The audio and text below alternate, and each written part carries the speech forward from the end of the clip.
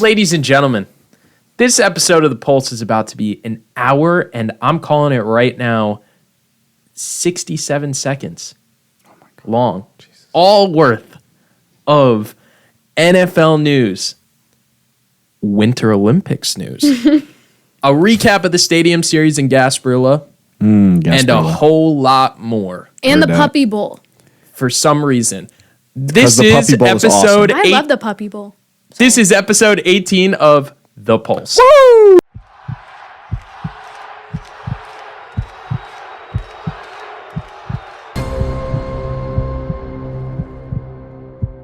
Hi guys, welcome back to this week's episode of The Pulse. Ryan will be here. We're just going to start off with the FGCU segment without him because he is doing a little errand, but he will be here eventually.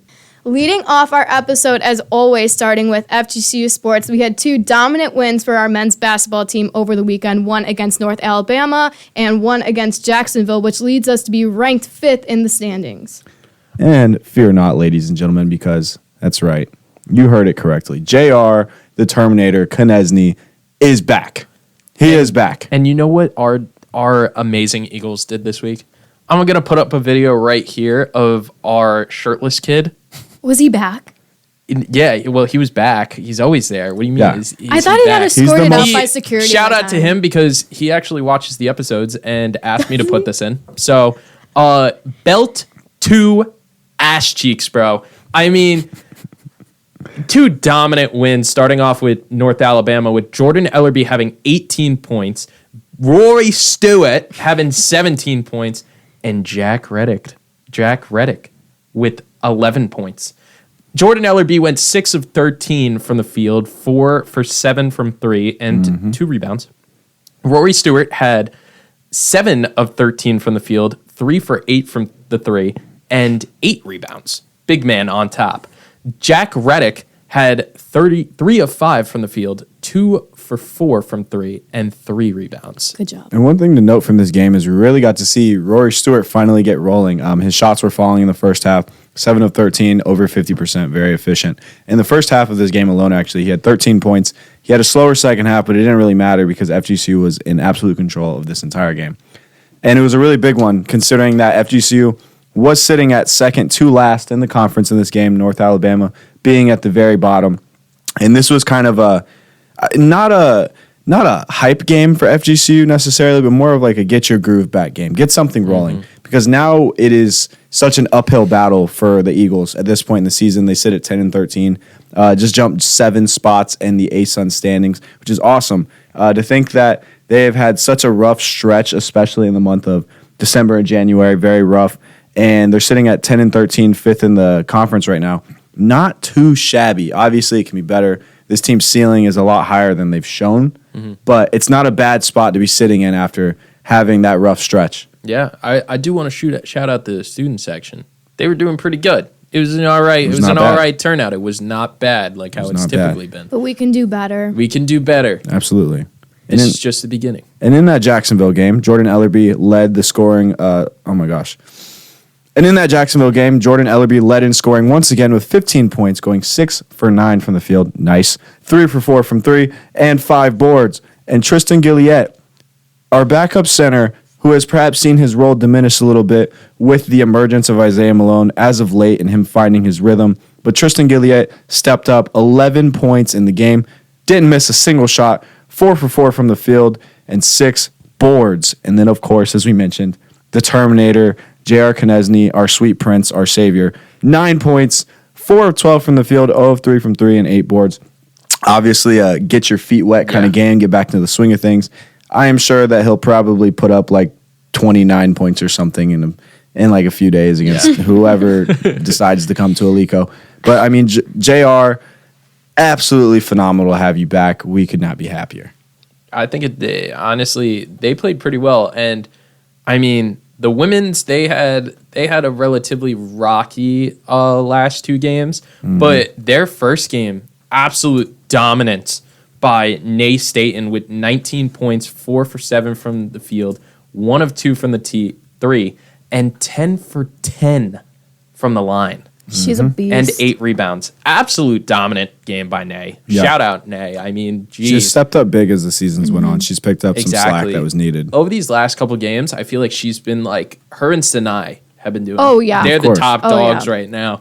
Speaking about Sinai Douglas, she had 17 points, 5 of 15 from the field, 1 of 8 from the 3. I swear to God I didn't do this on purpose. 6 of 7 from the line and 5 rebounds. And then we also had Anna Mortag, I think I'm saying that right, had 10 points, 4 of 9 from the field, 2 of 4 from the 3, and 3 rebounds. It was a really great game up against Central Arkansas. It's only going up from here. But then we play North Alabama, and that's where it kind of went down. I feel like this was kind of just a how did we lose this game kind of game, because we had put them to sleep pillow. 14 points, 6 of 9 from the field, 2 of 2 from the 3, 6 rebounds. Sinai Douglas had 16 points, 6 of 13 from the field, 2 of 6 from the 3, 2 for 2 from the line, and 5 rebounds. We ended up shooting 49% from the field, while North Alabama only shot 38% from the field. We also shot 1% higher with 28% from the 3, and we shot 57% from the line while they shot 67% from the line. I also didn't do that on purpose. Wow, but Duffy. I mean, it was a close game. We only lost by about 5 points. I mean, I feel like this could have been a game where we come out on top, back-to-back wins, but somehow we fell short again. Well, I can absolutely tell you where this game went wrong. FGCU started off the game hot, holding North Alabama to only 5 points in the first quarter, and they actually went into halftime leading behind, Sinai Douglas. Obviously, she had a good game at the beginning. And then North Alabama, they had a 21-point third quarter, and they tied it at 43 going into the fourth, and that's really where the game was decided. FGCU shot 57% from the line in this game. And, you can't win basketball games shooting that poorly from the free throw line. That's exactly what they are, free throws. Like, you have to hit your free throws. And obviously, North Alabama did a better job of that at the end, and they were able to seal the deal. And, that's just very disappointing. And, again, it's these inconsistencies with the women's team that we've talked about that comes from, getting consistent scoring from somebody. You see Nay Staten put up 19 against Central Arkansas, and then she doesn't put up a stat line like that, even remotely close to that against North Alabama. And that's not a knock on her. It's just there's not a lot of consistency, really, outside of Sinai Douglas, who we've seen consistently score the basketball. While it's not always efficient, she is putting up points. Her and Nay are both obviously the leaders of this team. They're both playing the most consistently and best. But there are some players like Pillow and Jordan that it's almost like a hill of valleys or a valley of hills. It's just you have these amazing games and then you end up falling short and you just go down. And then 2 games later, you're right back up. Yeah, It's what Nate said. We got to start building this more consistency. It's all about consistency. And then once we achieve that, we're going to be rolling. Yeah. But this loss caused us to fall to 5th from 3rd in the standings. Yeah, and I want to know what the message is in that locker room. Not even from Raina, because I know what she's telling them. We've heard her talk about it. I hear her in the huddles when I'm working games. Not from her. I want to know what the message is from the leaders, like a Serena Roll. What do you say to a team that's really this young, has a lot of new players, and you struggle to find consistency? You see a team that's historically dominant in the ASUN sit at 6-4 right now in the ASUN, 10-11 overall. What do you tell them right now? You lose the 9-10 North Alabama. What's the message here? There's got to be something, especially from the leadership. Serena Roll, who is a great leader, a player that we've seen elevate her game last season. I feel like we haven't seen that same Serena Roll this year. And that has been disappointing. However, I know she works her tail off, and I know she is the vocal leader and the leader of that locker room. We just haven't seen the same player from her this year. Yeah, as we like to say, this is a team built by champions, playing like champions that just need to figure out how to close out games. Absolutely. And so, with that being said, the men's team will take on Eastern Kentucky on Thursday the 5th. It will be in Richmond, Kentucky at 7 p.m. on ESPN+. And the women's team will be taking on Bellarmine right here Thursday night at Alico Arena at 7 p.m. It'll be Sports Club's night, Eagles Club.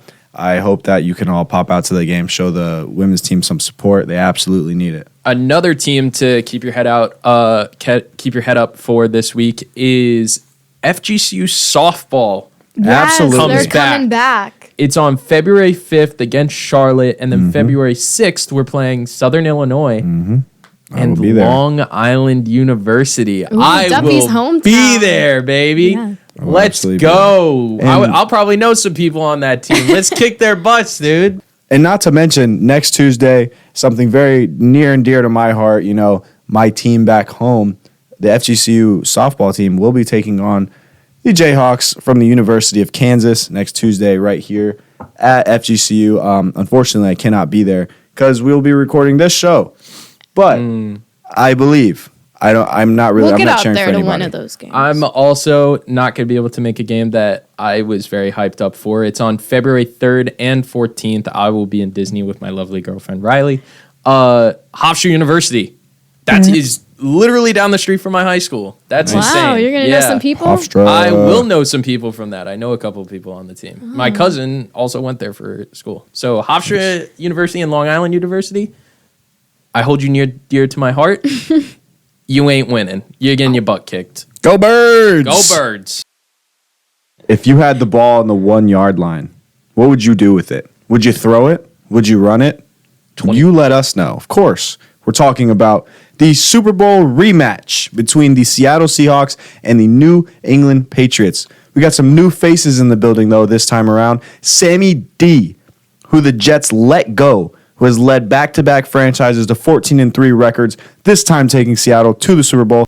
And Drake May, the potential MVP.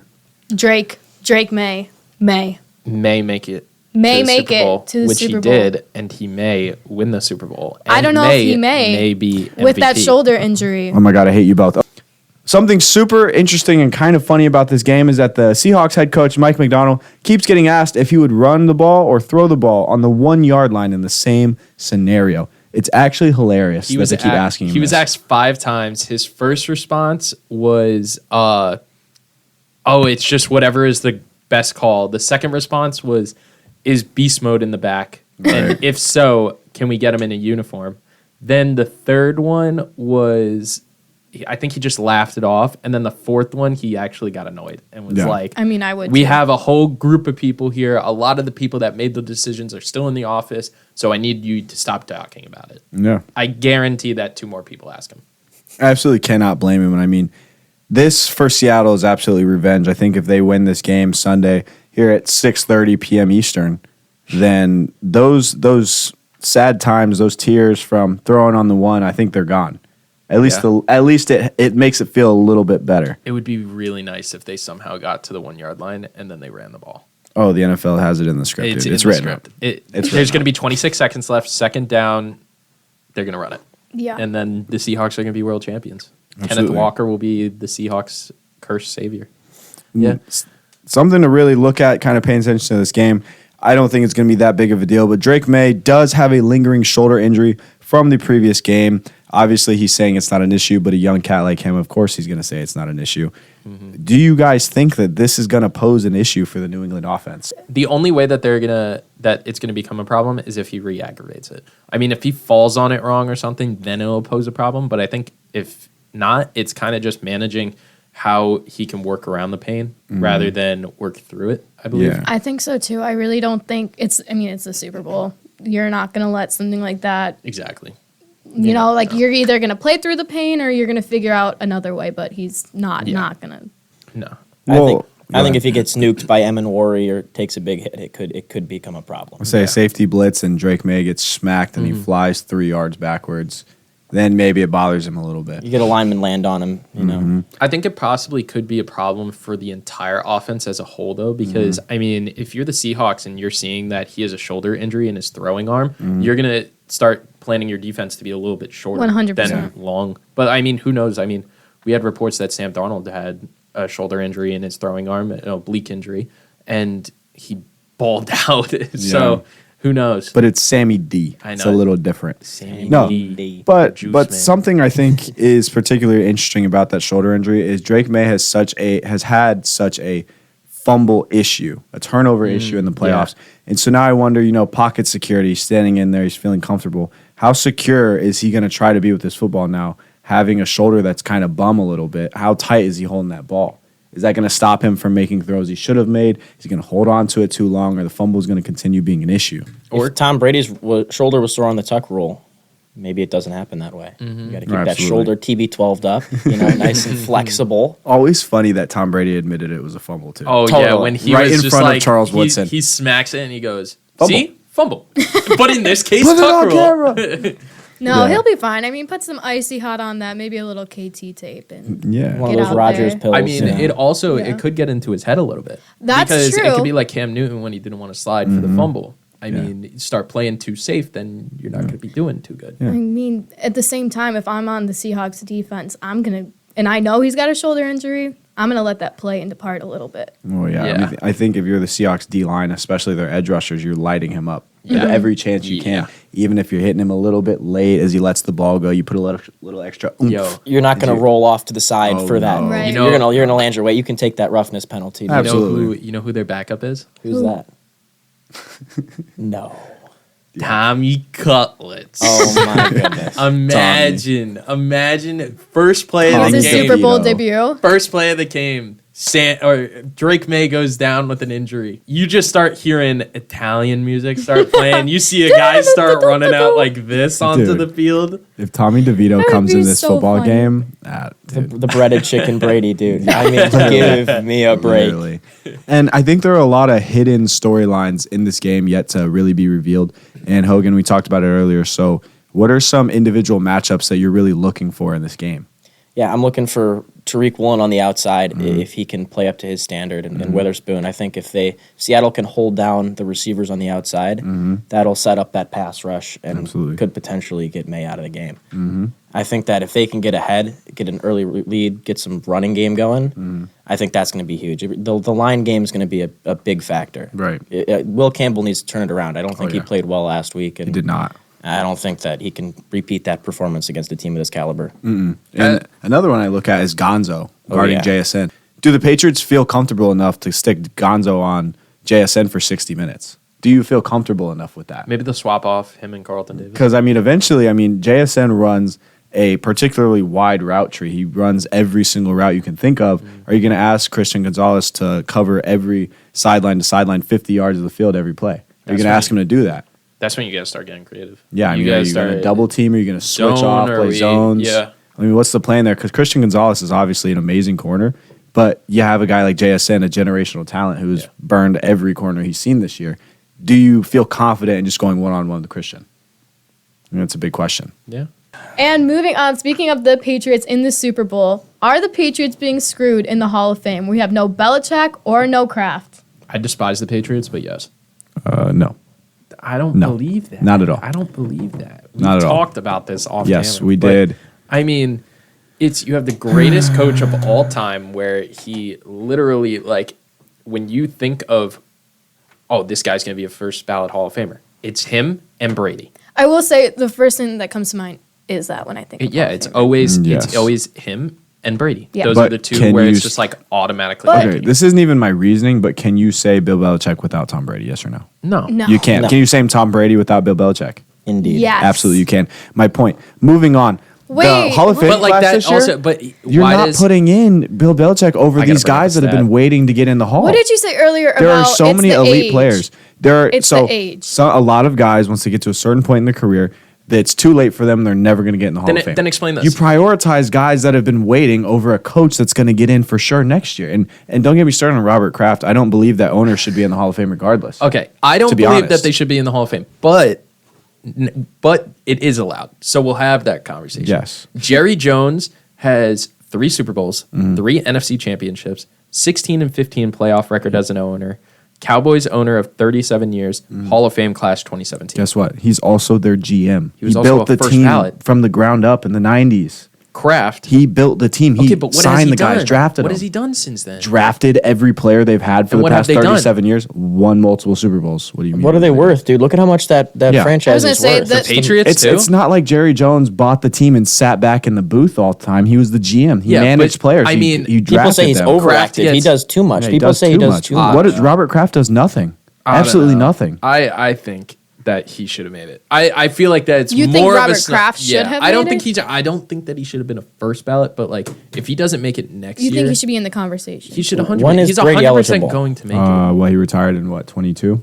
Brady? No, not Yeah. 22, 23. 23. So 2028, he's eligible. Yeah. Okay. Like Yeah. okay, And he if will be a that- first ballot no matter what. Okay, but if Yeah, that of course. doesn't happen, it will. He's the greatest I player to know, ever I touch know, a but- field. But Bill Belichick is the greatest coach to ever touch a field, and he was also a GM. However, Bill Belichick did nothing before or after Brady, though. Like I think he Brady should go in the did. same class. I think he should go in at the same time as Brady. He also had I mean, he yes, also he can had two wait. Super Bowl rings He before can Brady. wait.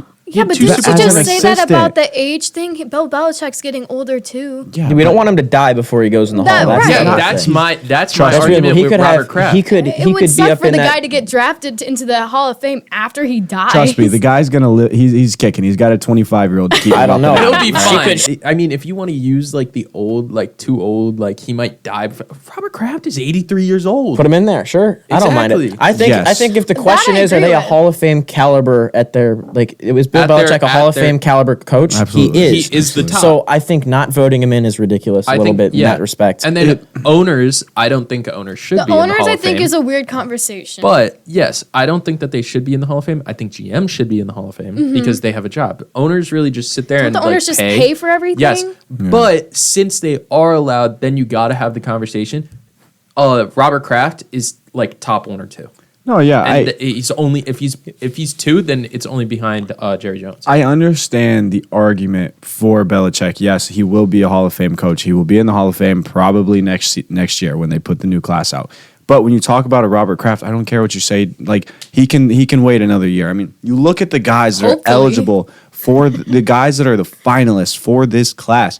Drew Brees, Larry Fitzgerald, Torrey Holt, Reggie Wayne, Frank Gore, Jason Witten, Terrell Suggs, Lou Kuechly, Adam Vinatieri. I mean, that's 9 guys right there that Yeah, I am but- putting into the Hall of Fame before I put either of those guys. And I understand Belichick is a Hall of Fame coach. Yes, he can he's not wait. even a Hall of Fame Dude, coach. He's the greatest coach of all Dude, time. but these guys, some of these guys have been waiting a long time. Torrey Holt is not in the Hall of Fame yet. You're kidding. Reggie Wayne is not in the Hall of Fame yet. How old They are gotta they? be What in a the Hall. joke, dude. Adam Yeah, but Vinatieri's not in yet. Then you can Luke use the Kuechly's same. not you in can yet. use the same kind of Dude. argument of where, all right, then Drew Brees can wait a year. Drew no, he Brees, cannot. Why? No. Why can't Belichick then? because that's Bill Belichick is the greatest at his position. Drew Brees isn't the greatest. He's one of the greatest, and I Okay. think he should absolutely Okay, be so- a A first top ballot Hall 5 of Fame. quarterback So- of all time gets in the Hall. so. I'll give you the Yes, same. but why doesn't the greatest coach I'll of give all you the time? same argument that I had with you earlier. Are you putting in first Drew Brees or Andy Reid?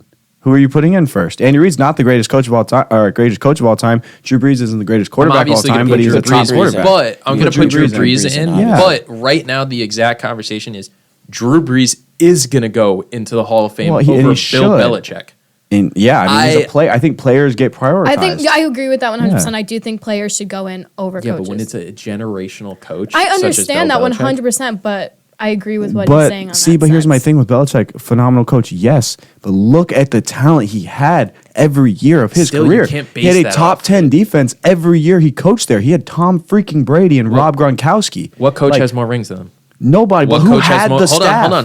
Who has more Who had the Super staff? Bowl appearances? Who had the staff that he did though? So what? He was the What one do you that got mean, all of them so there. what? He was the one that got them all there. He was also the GM. You could put all those guys on the Browns and they would win 6 Super Bowls. okay, Like, but come on. the Browns didn't draft them. Belichick did. Belichick did not draft them. He was the GM. Or I'm sorry. Yeah, you're right. But my point is, it doesn't matter because Bill Belichick, yes, great coach, but he's nothing without Tom Brady. All these other coaches that are in the Hall of Fame established who a career drafted him? across decades with different players. Who drafted Belichick him? did nothing without Brady. But who ever. drafted him? It doesn't If matter. Belichick didn't draft It Brady, doesn't there would be matter. no Brady. It doesn't matter. Okay. That doesn't make any sense. That's like doesn't that saying make any sense? Because that's like saying that Sean Payton's like one of the top 3 coaches of all time because Drew Brees won him a Super Bowl. It makes no sense. Like Drew Brees But he did won that. one. Yeah, but that doesn't matter. Tom Brady won 6 with the Patriots. Bill Belichick did not win 6. Belichick has 8. Tom Brady won 6 Super Bowls. And Belichick has 8. Yeah, he was assistants for the other 2. Still, it's still 8 rings. Okay, you guys are kind of saying the same thing over and over again, so I think you both make really valid points. However, I don't know. Like, I think because of all, let's get into the reports that Okay. were coming out. There's just Okay. not The a reports of why he didn't make There it are- was because of the scandal. There are just very few coaches I'm ever putting in before the 9 guys that I just listed. And there's more guys on this list, but those 9 guys are legendary putting players of the game. Belichick over Frank Gore any day. Dude, No. I love Frank Gore. I No. love Frank Gore. Don't get me No. wrong. I love it. You're not going to put the greatest coach of all time. Is Frank Gore a top 10 running back? Is he third in rushing yards? Is he top 10 of all time? Yeah, No. Is Belichick a top 10 coach of all time? Why is that? That's not how that works. It's at the same position. It's at your position. Why wouldn't you put the greatest? If the greatest quarterback of all time is making it, without a doubt. But he's First not just ballot. the greatest quarterback. Then- He's the greatest player to ever touch a football but field. I'm saying first ballot, greatest quarterback of all time, obviously making Mm-hmm. it. First ballot, wide receiver, obviously making it.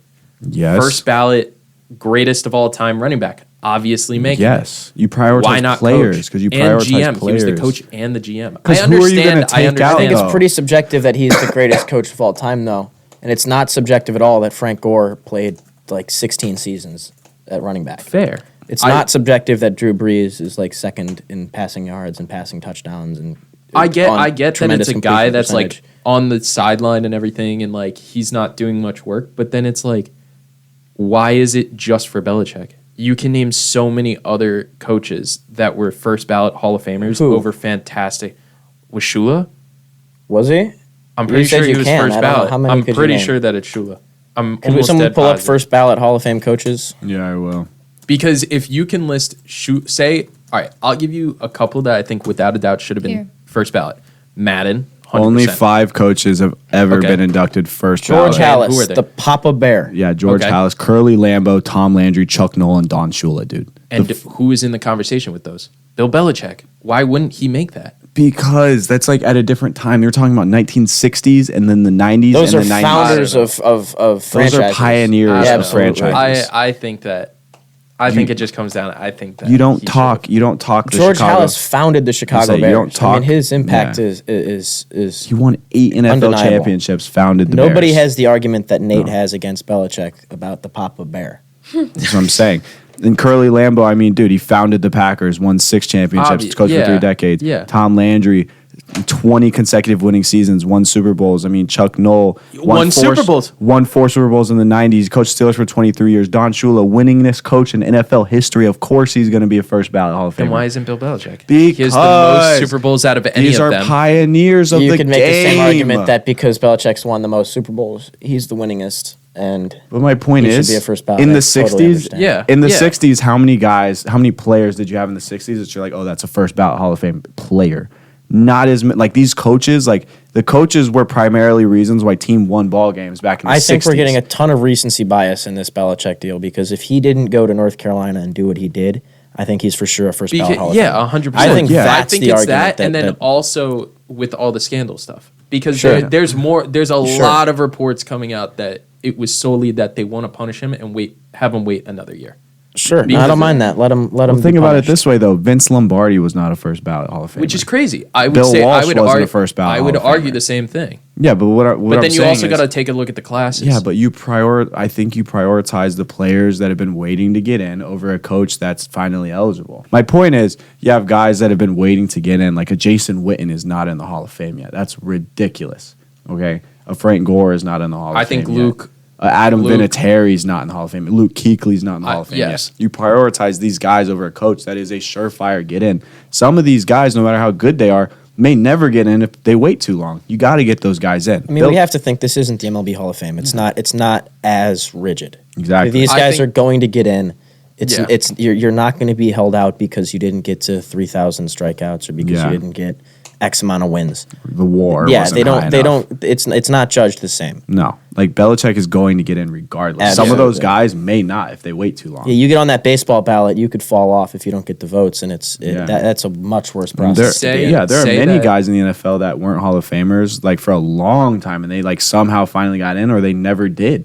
I mean, you I get don't weight know. on a lot of guys. Overall, Bill Belichick will be a Hall of Famer. I'm okay with snubbing him for this year. He's going to get in. You got to put the guys in first. You prioritize players. And I don't really see a reason. I mean, Robert Kraft, yes, he's the owner of the Patriots. They had all the success they did.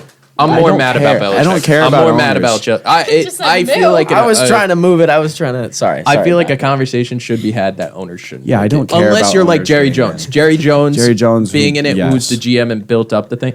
That's fully understandable. Yeah, but that's when absolutely fine. when Kraft is just like, I don't Yeah, really I don't mind really about care. that. But I don't know. I feel like I'm Yeah. more mad about Belichick. That'll play. He'll go get a Anyway. massage to relieve his Yeah, stress. he'll be fine. And moving on to the more exciting part, in my opinion, of the NFL season, the NFL honors who's going to win MVP, who's going to win Best Coach of the Year. Let's see. Drake may win. Okay.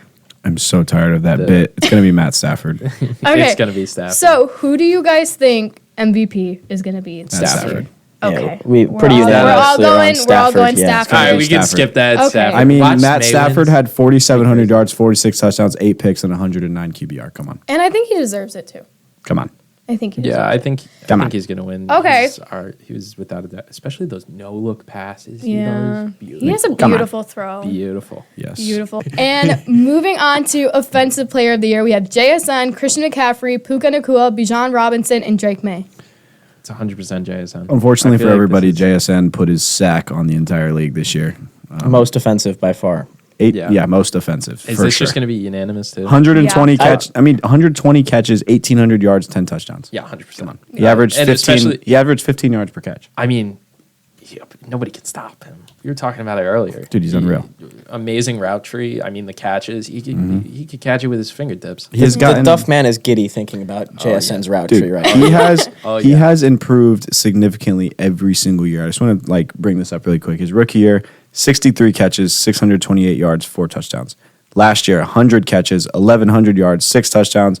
This year, I just mentioned 120, 1,810. I'd like to Hopefully, talk we'll see about. some more in the Super Bowl this weekend. You absolutely Who will. knows? Hopefully, I'd like to talk Imagine about the that. Cooper Cup effect, though. I think that the effect that he's had on Nakua and now JSN is marked. Do you It's think that absolutely it's? true. Do you think it's more of that they're learning from him, or do you think it's a little bit more of He's they're going to teaching them, start or- guarding him more than they are JSN? No, and they that's must how be they took learning off? from him because 100%. they've changed the way they play. Yeah. Absolutely. Yeah, Puka totally changed the way Yeah. he plays, and, And now now JSN they've both evolved, and Cooper Cup's a Yeah. technician. He's one of Yeah. those guys that you think of the upper echelon of wide receivers. You're going to get some total freaks, Yeah. and you're going to get some guys that are just ultra skilled. Yeah. The last one that the Seahawks had was Doug Baldwin, who was Right. just a true wide receiver. Yeah. But to learn from a guy like Cup and to see how he goes about his business and Mm-hmm. to have a veteran presence like that is just it's what you need on a Super Bowl caliber team. You think when he retires, he'll become maybe a wide receiver coach? I feel like I can see it Cup? happen if say that he is, because I don't know, maybe he is full on teaching these kids and they're fully learning and He they're absolutely implementing it into his play style. Imagine him as a wide receiver coach then. That'd be nuts. Yeah, but I feel like, A if whole you're team of them. if you've been playing this long, you probably, some guys are freaks and just want to get in it forever. But I feel like if you're Cooper Cup, you may take a step back for a little bit, maybe get into it later. Yeah, go spend some Yeah. time with your family. I think Absolutely. that's fair. Go see the kids. Your wife and kids miss you, pal. Right. Tom But Brady it was the best of both worlds for Puka and for JSN. Cooper Cup goes over to Seattle, JSN gets to learn from him. Then Devontae Adams goes to Los Angeles, and Puka gets to learn from him now. So both really benefited from that switch. Yeah. Okay. Well, moving on to Defensive Player of the Year, Myles Garrett. Yeah, Yep. Myles Garrett. Yeah. Okay, He That's- broke cool. the sack record. Yeah, we don't even need to hear. Although he did it in 17 games. Myles Okay, Garrett. then I won't Is even there say an the other asterisk names. on all the modern records? To some feel like people, it's yes. 50-50. I'm not nitpicky like that, but to some people, yes. Offensive Rookie of the Year, Tet McMillan. Yes.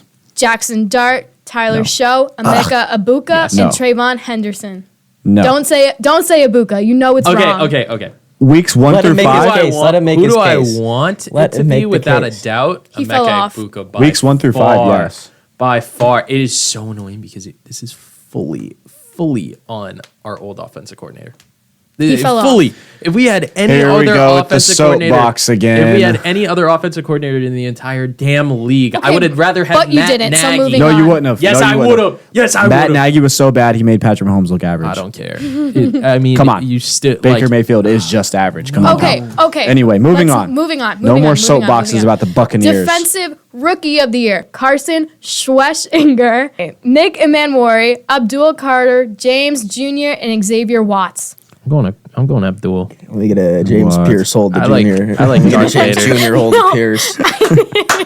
Let me get I noticed that Schlesinger- James Jr. I wasn't even gonna try. I think this is a toss up between Schlesinger and Emanwari. This is the only one that we're really going to have. Like, I'm quite interested in where this goes. Yeah. I am too. I think Emanwari deserves it. I think that he's a utility knife and that he's a truly versatile defender that can change the DNA of a defense. Do we all have different picks? Is this the first one where we all have different? I think so, yeah. Because I have Abdul.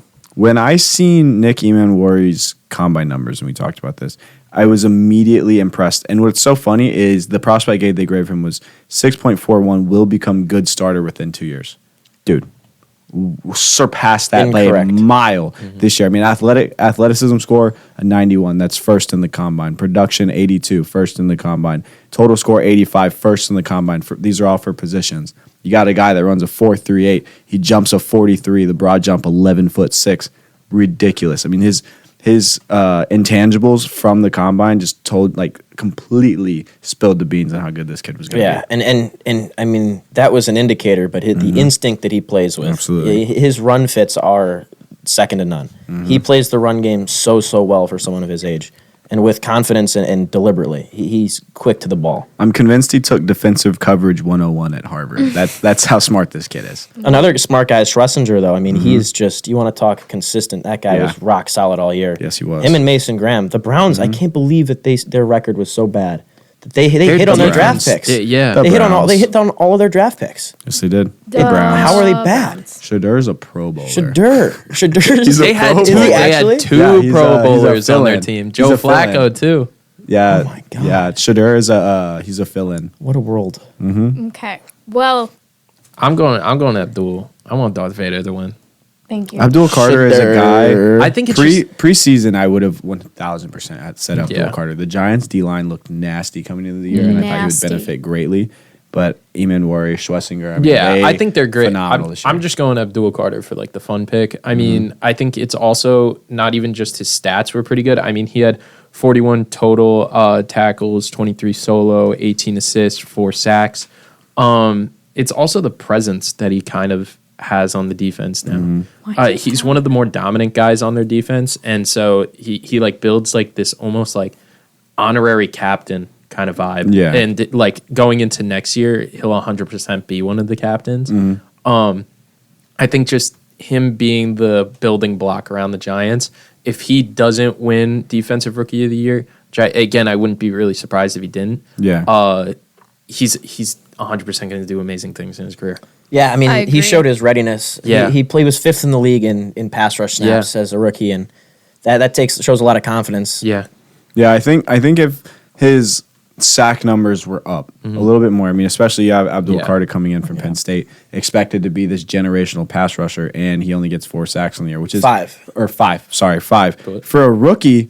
Wasn't it? No, it was No, it's 4. four. It was 4? Yeah, Yeah. it was 4. That's what I mean. That's what. Yeah, you just I have read it off. up. I Yeah, it's mean- 4. I have PFF says 5, so We have NFL. 5. I have NFL. Well, I would NFL.com. trust NFL. regardless, two forced fumbles though. He Yeah, was, he yeah. was Yeah, disruptive. yeah. Absolutely. I mean, but you have a guy of his caliber, his intangibles, the speed and the strength that he showcases off the edge. And so I think if you have an Abdul Carter that maybe put up 8 to 10 sacks this year, we're having a Then- real conversation. Can Abdul Carter be Defensive Rookie of the Year? Yeah, I But- mean, you dig a little deeper, you take a layer off, and he was 5th in hits on the quarterback. He had 18 hits, Got good and pressure. he had 66 pressures. I mean, he was consistently getting to the No, quarterback absolutely. and Such getting a pressure. amazing for being in your first year though. Yeah. Like he'll build off of this Well, even if he doesn't win. But the thing that sucks about stats like those is those are the things where you have to dig. It's not the right in front of you stats. It's the thing that a lot of people that watch sports struggle with. It is shouldn't they be just like that. Look at score like the box scores. and they take their opinion off of that. They don't see what guys really do, how the impact they have. Yeah. Like a Chris Jones, and I'm not bringing this to the Chiefs, but Chris Jones is one of those guys. You don't see on the stat sheet everything he does, and that's probably the kind of season he had this year. Yeah, and for guys with that level of physical talent, like part of your development is turning those opportunities, turning those pressures into sacks. Yeah. Like Myles Garrett, when he's getting off, when he beats the lineman, he's getting a sack every time. Oh, yeah. It's so efficient. All I have to say about Carter is Oh, my God. Darth Vader bit everyone. all right, I'm done. All right, that was pretty good. Let's good. let's I know. give What was Duff a that? round of I applause was for the pretty sound good. effects. And moving on to what I would say is the easiest pick of the year, probably comeback player of the year. It's going to be Christian McCaffrey. I mean, the guy had 2,100 total yards of offense, 17 touchdowns. I mean, coming off a PCL tear, there's literally nobody else that you could possibly pick. No, It's kind of annoying True. because he's kind of a comeback player of the year every year, How many has considering he he gets won? hurt all the time. How many has he He won? already has won one. I don't know. I He's an wanna every say other it's year 2. kind of guy. Yeah. How You can got to get him every second how season. can you win It's just more because he than gets injured one? all But what the if time. you tore your ACL every other year, and then you're Well, then phenomenal I would when take you that don't? as a What did he sign have? that You're maybe saying did you he my have only get last one year? comeback? ACL. yes. You can no, have it was multiple You comebacks. It's can. You're, PCL. yes, you can. It PCL wasn't tear. Achilles It's tendonitis. a I thought it was PCL Achilles. tear.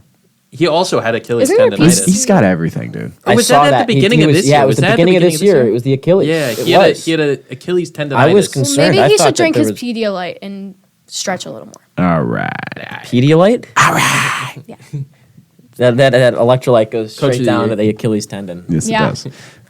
And moving on to Coach of the Year, Mike Vrabel, Kyle Shanahan, Ben Johnson, Mike McDonald, and Liam Cohen. It's gonna be. It's between the two cultures obviously- in the Super Bowl right now. It's that, or I not saying because Liam Cohen he used was to, phenomenal. he was really good. Liam Cohen was He great. was really good. Or Ben Johnson. That's right. This might honestly be tough. We've got some good candidates I this mean, year. Oh, give me Ben I wish Johnson. there was. I Benny- wish Benny that there was J? a first year head Benny J? coach award. Because then Ben Johnson That would be- immediately. we should add no, that. it'd be between Vrabel. It would be between Vrabel and I'll Johnson. send them an yeah. email. And Cohen. Three of those are Three in of them. finalists for Coach of the Year, and they're all first year. That's not bad. Not bad at all. I mean, I don't Mike really know who I want McDonald's, to pick. what? I- Two? Two or three I think, years. but it's easier to do that way because you can bring people in. You can because then make you some can change. split it too. You You're not Yeah. Mike Tomlin with your same staff Yeah. and your same Yeah. I feel simple like- over 500 record. I feel like it's between Vrabel and Liam Cohen. Well- Because they both the Patriots have been 4-13 for the last two seasons. They went 13-4 and are in the Super Bowl this year. The Jaguars, he basically turned Trevor Lawrence into a superstar. 100%. I mean, he made that offense run. Yeah, I don't really know who I like best. Ben Johnson obviously took the Bears to a level they haven't seen Yeah. in quite some time. Same thing with Liam Cohen with the Jags. Yeah. Oh, yeah, the Bears And too. then, I mean, Mike Vrabel goes to New England. What a job he's Yeah. done with Drake May and company. But I think I'd love Mike McDonald for the work he's done with Sam Darnold this Oh, year. yeah. He's such a quarterback whisperer. I mean, we've seen it, but I only- genuinely have no pick here. That's Only sucky. reason- I think McDonald checks all the boxes. I does. think so I too. like having the two running backs and managing that throughout a season. That shows some gumption as a coach. R.I.P. Sharp. only- That defense, I mean, those pieces he's used them Yeah. beautifully. Only Beautiful. reason that I wouldn't give it to him is because I would give Clint Kubiak the Assistant of the year? 100%. Oh, no yeah, question Well, I think about it. that's Kubiak next. deserves this. No question. I know. Yeah, no question about Absolutely. it. He has a head coaching job. He's the only head coach for next year that's on this list. Brian Flores isn't on there. Vance Joseph is still going to stay as his. Actually, as of like yesterday, Josh McDaniels. I mean, it's definitely between Clint and Josh McDaniels because Josh McDaniels comes back to the Patriots and they immediately start doing well again. He's only good on the Patriots, but yeah. But no, for coach to bring it back to Coach of the Year. Man, it's just so tough because one's a toss-up. the only one that's 100% not happening is Shanahan. As good as a coach, no, because he was also really good. His entire team was injured. Wow, We will see. I think it's gonna be Vrabel, but I'd be happy if anybody won. I'm kind of cool with any of them, Yeah. realistically. They Yeah. all deserve it. And moving on to my most favorite category at the NFL Honors this year, First Time Award, Protector of the Year. These are the $5 Grand Slam from Denny Enjoyers. These are the barbecue chicken enjoyers, the big fat guys up front, the guys keeping your star Hall of Fame quarterback safe for his entire career. Protector of the Year. The finalists are Garrett Bowles from Denver, Aaron Brewer from the Dolphins, Creed Humphrey, my Papa Bear from the Chiefs, Quinn Miners, Penei Sewell, of course, and Joe Tooney. Creed Humphrey or Joe Tooney. That's my pick. I'm going Panay. I like him. But he's not Creed Humphrey. He's not Joe Tooney. They are top at their position. No. I feel like same with this. I'm happy with anybody. Oh, I Joe love Creed Tooney Humphrey. filling in at left tackle in the playoffs for me, and That holding it for us down last year. was I mean that What his is this versatility. award? I don't really understand. What It's It's this for the award best offensive lineman. lineman Oh, of okay. the year. Yeah. Well, Joe Tooney went over Chicago and had such an incredible impact on that O-line. I mean, it was from the instant he got in the building that O-line played better. And Creed Humphrey, I mean, is the most consistent center in football. He's the best center in the league. Yeah, he barely allows any sacks, quarterback hits. He doesn't fumble any snaps. I mean, he is always available, never hurt. Creed Humphrey is the definition of what you want in a center. Big boy from Oklahoma, a left-handed center, by the way. You never You see don't that see anymore. that. A left-handed That's center. rare. I Awesome. think that's why he fell in the draft because Absolutely it is. his tape in college was unbelievable. He was I spectacular. could not believe we got him. I was so mad. Dude. No, yeah, Oh, when that I draft was came around, furious. I wanted the Chiefs to get Creed Humphrey and Nick Bolton. They did exactly that, and I was so excited. I could not believe Creed Humphrey dropped. He's phenomenal. But Joe Tooney, I'd be happy with. I mean, a lot of these guys are awesome, but I'm going Humphrey or Tooney. Yeah, I think we're going to see what the voters are looking for this year, right? Because we have some different styles Yeah. of linemen. We have a couple different positions, right? Is it going to be something that goes to a tackle? Right. Is this going to be something that goes to the best tackle? Or is a guy like Creed Humphrey going to play as the best center his whole career and continue to get snubbed for something like that because of his position? It's true. I mean, he just made the Pro Bowl this year, which was cool to see. Him and Trey Smith. And I am surprised, but I'm not that Trey Smith isn't on this list. I think he belongs on this list. But I mean, you can't have every Chiefs lineman on this list. But him and Trey Smith are phenomenal. I wish they had this last year Yeah, because it 100% would have been Tristan Wirfs. could have been. 1,000%. I mean, he's the only all-pro at left tackle and right tackle in NFL history, and he started last year. Well, you know what's interesting is I think that I know this isn't why, but I mean, this award really wouldn't have mattered when Trent Williams was in his prime and not getting older because it would have just been It Trent just would have Williams been him the literally entire every year. time. So I'm glad they do have it now. Yeah, You know, recognize. I think the it's big an guys. amazing. I think it's an amazing award because yeah. you're never gonna. I feel like the only award that they would probably ever get is comeback player of the year Well, I or think offensive rookie. I Or like offensive the rookie. award because I think a great way to improve people's experience watching football too. is to look at the line. Yeah. And you get so many people that aren't paying attention to what's going on the line. Yeah. And you're missing 5 plays every play. The whole especially game. because it groups them all together. Hurry up. As we stated last week, the Stadium Series happened this weekend with a little Gasparilla theme. In Ray J. In Ray J, the home of the Tampa Bay Buccaneers, the home of the future Super Bowl champions Shut of next up. year. No Anyways. No chance. No chance. All chances. Okay. Anyways, it was a fantastic game.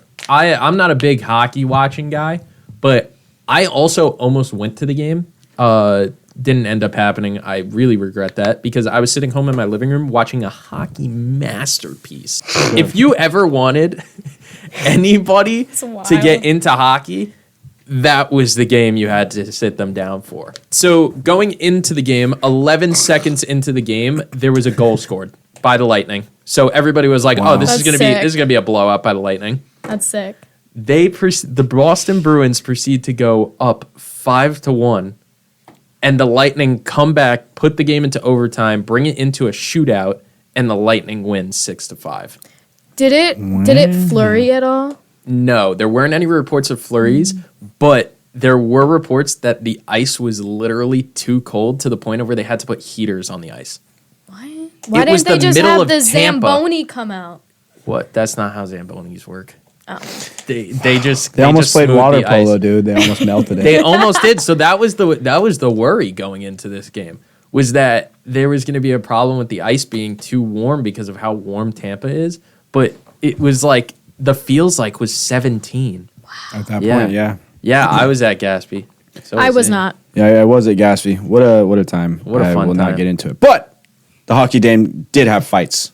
A hockey Goalie game. fights. A hockey Love game. that. Goalie fights. A hockey game broke out at the fight. All right. Drop the gloves. Oh. There was a fight. There was fights throughout the entire game. But the one fight that stood out the most was you had, I don't remember, I think his name was like Swayson or something. That's Boston's goalie. This guy, like, he gets ran into by one of the Lightning players. And what he does is he stands right back up and socks the guy in the face and starts throwing punches on a guy. You just see, I think his name is Vandalewski. He just starts booking it down the ice. And then Swayson sees him in the middle of the ice. The ref tries to go in the middle of him, and Swayson's like, get the out of here. And he just like, they just start throwing hammers, dude. They like knocking each other off. Oh, and man. it was beautiful. It's only the second goalie fight in over 6 years. I was going to ask, how rare is that? 6 or 7. It's really rare. mean, There's been hockey- 2 over the last like 3 weeks, and before that, there hasn't been one in 6 years. Yeah, hockey, they definitely like to throw the gloves. Yeah. Watch some hockey, eh? Oh, Watch yeah. some hockey, Speaking eh? about hockey, Ladies and gentlemen, ladies and gentlemen, we are approaching the time to be an American, to be a patriot. oh, say, can you see? The Winter Olympics will Boom. be held in Italia. Italia. Italia. Starts tomorrow with how more curling. American can you get than With that? curling. Having the USA hockey team participating in Italy, how much more American? It's USA beautiful. hockey. It's With NHL beautiful, players now, and by the With way. NHL I hockey. USA love- hockey. USA I love Hockey. I love Hockey. Italy. I You know what I can't would wait move for? there if I could. You know what I can't wait for? What? USA Pizza. versus Canada. Oh, I can't buddy. wait USA. for that. USA.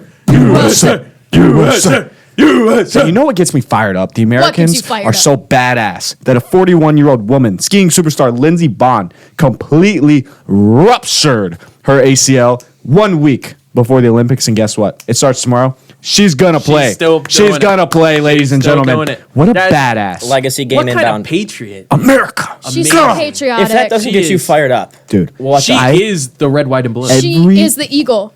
Every 4 years when the Olympics come on, woo! I'm fired up to be an American. Speaking of America, did you guys see that Budweiser commercial? Which one? Phenomenal. Oh, the one with the There's this with the baby horse?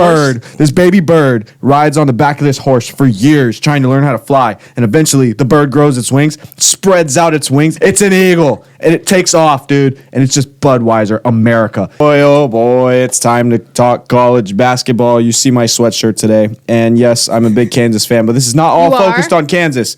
Because as we've talked about this year, mainly me because I'm obsessed with college basketball. I have an addiction. And I will not go get help for it.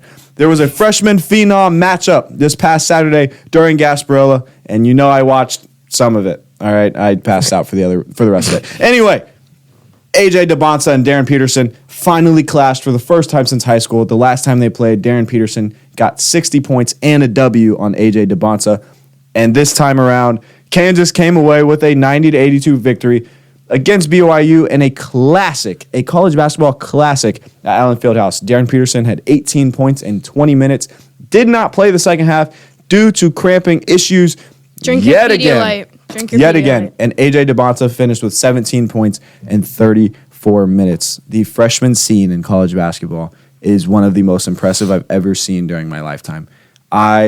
That stadium was juiced. I mean, the capacity in Allen Fieldhouse used to be 16,300. They lost 1,000 seats due to renovation. The capacity was 16,300 on Saturday. They shoved in more people than it's supposed to fit. Maybe it's not safe, fire hazard wise. Doesn't Nah, matter. they're The fine. stadium was rocking, dude. It was a phenomenal scene. What as talented of a matchup as you can have. And I think in that game, and obviously, yes, I am biased. I think Darren Peterson in that game showed I'm the number one pick. Like, he ended the debate right then and there.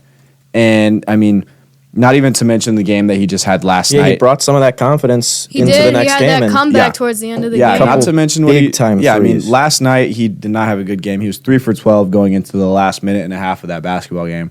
Was not shooting it well. Hit 2 threes in the last minute and some change, including the game winner at Texas Tech on the road. I mean, it was a phenomenal scene. And again, I mean, shows why he's the number one pick. The kid's got ice in his veins. I mean, people compare him to Kobe, and I'm starting to see it, genuinely. The ice, that like the clutch ability that he has at the end of the game, unreal. And I will continue to glaze my Jayhawks. I love you, Melvin Council Jr. You are my sweet prince. Moving on. Moving on. I need to start watching college ball. Absolutely. I we're getting will. some. Listen, Me and Hogan watched I know. last night. It was a great time. I know, Tremendous. Duffy. We do was need to. awesome game. Especially now that March Madness is Yeah. coming up. You got to We start getting need to. educated. We need a good bracket. as soon as March Madness comes around, pulse I know I watch bracket. A pulse everything. bracket. Pulse bracket. Alyssa's finishing last 100%. No, but Yo, dude, you know- the brackets, a lot of the times, the people that It just makes wing it, they True. My Ooh, mom that is And you beat know me. what? I'm not gonna know. Mom I'm beat not me gonna know what I'm last talking year. about. it will happen. You can pick My us. mom You came can in close your second. eyes. Listen, I don't know much about basketball, but I do know that Michigan is having a great season. The boys so in far. blue, they came They up are. with a massive win over Overstate. Overstate. That's right. Overstate. Over the little brother. They Yep. took him down. Dusty May's legacy year is continuing, and this So team looks I legitimate. will get educated on college. Oh, basketball. yeah. I'm asking you, please, I know. to watch. You're college coming I in do a have this hot great year. topic. Michigan. This Michigan team is generational. They're Yes, topped I have up with. heard of that, and I did catch the end of that state game. I think it was on when I was at Linden library. win. Linden win. Lindenborg. I'm Lindenborg. excited to I had dip a my Lindenborg toes at into college Yaspie. basketball. That's what my Borg would be. It would Lindenborg? totally be. Yaxel I Lindenborg. remember that picture. There's a picture Yeah. of a green Borg back when he was on UAB, and it was the Yaxel Lindenborg. That's pretty fire. It was great. Outstanding tech. No, I'm Yeah. excited to dip my toes in to college basketball. yeah. Oh, it's the most basketball- electric sport. Absolutely. Dude, it's the most My juice man. ever. My man. I College asked- basketball is as good as it gets in Oh, sports. yeah. I put this in the doc earlier. Do you think that either the men's or women's NCAA champ could possibly have less losses than the Super Bowl champion? Women's, absolutely. UConn is shredding Yeah. college Yeah, basketball that's right now. why- like yeah, they that's why I usually put it do. in there, yeah. Men's, no chance. I mean, Wait, what do you mean no by that? chance. Can you Arizona's explain that? undefeated right now. They're not gonna be That's- less than a I That's could three-loss see. team. I could Only see why I'm Michigan. like, I could see maybe. Michigan only losing one game. Yeah, it was Michigan, I think Arizona, it's possible and that UConn. I think it's very, very feasible that Michigan finished the season with one loss. Yeah, Could be. because I mean, once you make it out of the regular season, it's like as long as it then both of the champs. Or When both does of the regular contenders- season end?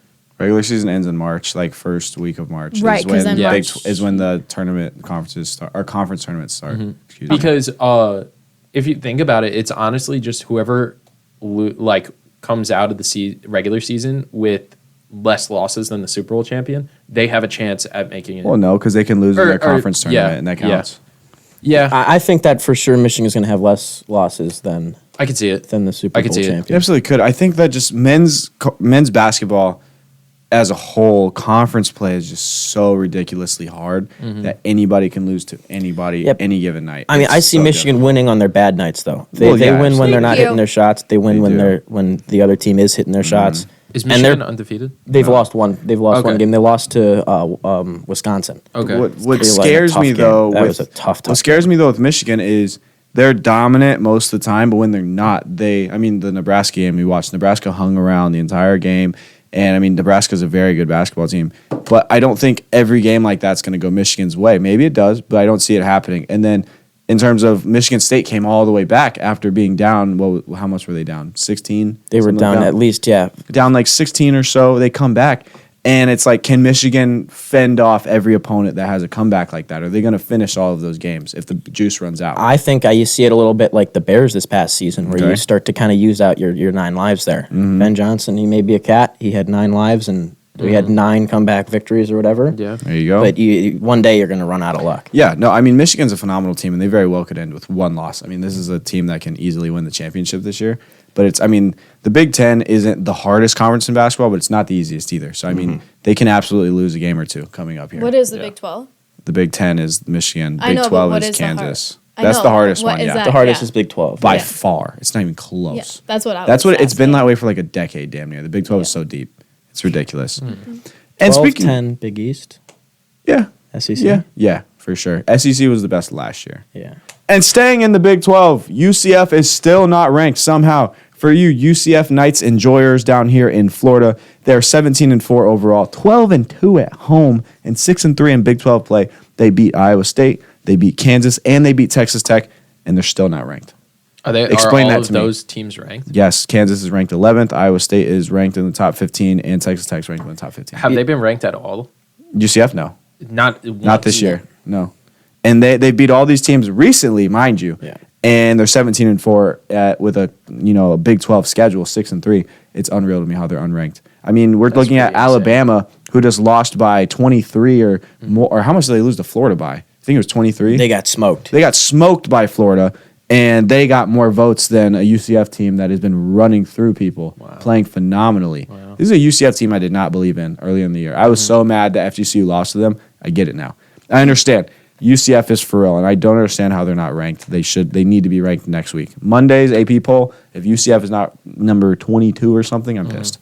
Absolutely. USF got the love in football at the start of the season. They did. I think that kind of plays a similar way. Like it's a different conference, obviously. They're playing in the weaker conference, USF. It might. I mean, this is a team coming from a weak conference in basketball and football, UCF, before they joined the Big 12. And now they're 5th in the Big 12 right now, ahead of teams like Texas Tech, BYU, juggernauts previously in the Big 12, West Virginia. I mean, teams that are always good in the Big 12, and they're ahead of them right now. And they're playing phenomenal basketball. And I don't love the idea of having to play them again in the Big 12 tournament. If I'm and come tournament time, that's a scary team. I don't want to play them. They actually have Houston tomorrow. And that's a great game. I really wonder what they're going to do against Houston because they can absolutely beat that team. Houston's a beatable team, and UCF shoots the lights out, dude. I mean, they hit 19 threes against FGCU. I think this is the first year that Houston's defense hasn't been like really scary. Yeah. You know, I mean, that defense has been very, very concerning for years. And I mean, don't get me wrong. I mean, Houston still a great team. Yeah. Houston's 19-2. They're second in the Big 12 behind undefeated number 1 Arizona. Great basketball team, but UCF is scary, dude.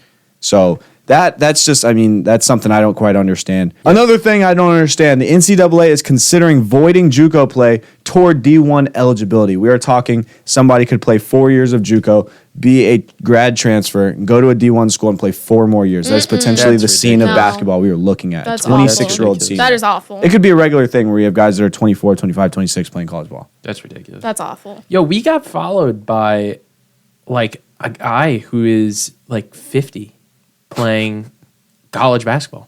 That's not what? Cannot be true. Yeah, no, I'm not joking. Who is this guy? We got to Look. pull up his story. I want to. You can bring it We up. got to shout him out here. Regardless, yes, that guy, that's awesome. Shout out to you you see this. What was his name? Bobby Petras. Bobby Petras. Shout out to you. We see That's you. pretty dope, dude. Awesome story.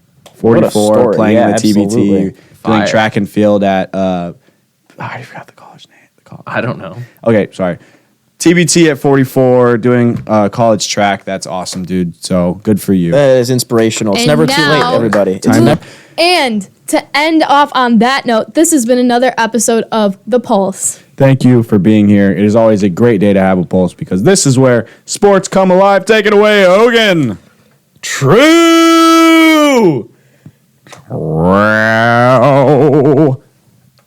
Hi. It was an amazing episode. Goodbye.